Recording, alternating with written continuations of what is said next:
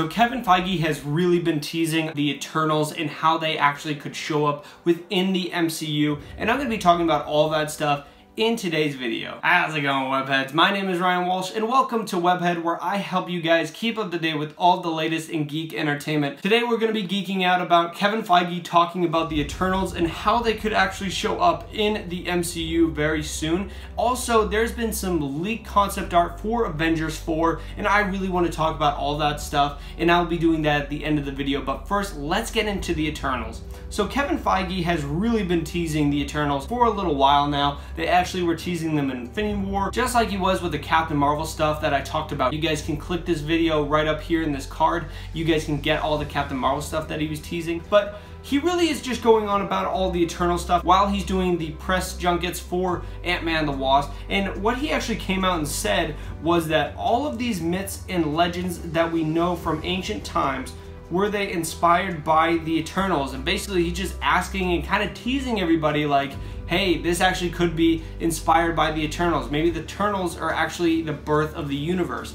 And what he's kind of getting at is actually the origin of the Eternals as well, where the Eternals were actually made by the Celestials. The Celestials were already teased in Guardians of the Galaxy, Volume 1 and Volume 2. And Ego the Living Planet was the most recent Celestial that we got introduced to. And there's definitely a lot more out there, we just haven't seen them as of right now. So that's something that probably will show up in an Eternals movie if they decide to do one of those in the near future. And Infinity War actually revealed a lot about the Eternals as well, where we actually got Thanos. Thanos is an Eternal as well. He is actually a deviant, but he is still an Eternal. A deviant basically is an Eternal gone wrong, a genetic disorder where he actually just looks the way he does. He does not look like a normal Eternal. He looks a little more deformed. So that's really what Thanos is, and that's why he's so powerful. And also, the planet Titan was an Easter egg as well for the Eternals, because that entire planet, Thanos' home planet, is actually just filled with Eternals because he is one, and that shows you that the Eternals were actually in the Marvel Cinematic Universe, and they were teasing that.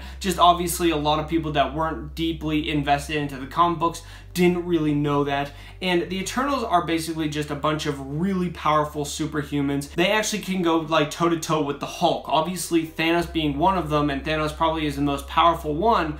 That kind of shows you how powerful they can really get. So it shows you that's definitely something that probably Marvel Studios wants to do down the line. Probably in Phase 4. I wouldn't be surprised if we actually got Eternals movie in Phase 4. And the most popular Eternal that you'll probably see on all the comic books and probably everything in Google Images is Icarus. He's on everything. He basically is just the forefront of the Eternals. So that's definitely a character that would probably be starring in the movie. Somebody would definitely be playing Icarus, and Icarus would be carrying his own movie. And then another Infinity War Easter egg was actually when Red Skull was talking about Thanos, and he was the son of Alars, and then Kronos is Thanos' grandfather, which is an even more powerful Marvel character. So it goes really deep into the comic books, and Thanos really is just introducing this entire race of superhumans that really could be actually really cool on screen. I personally really want to see an Eternals movie. I think that'd be really cool to see, and I wouldn't be surprised if the Eternals actually made an appearance in Avengers 4, mainly because they're so tied to Thanos, and I think it would be a really good time to actually bring them in. And I do think that by the time Avengers 4 ends, we will be getting an announcement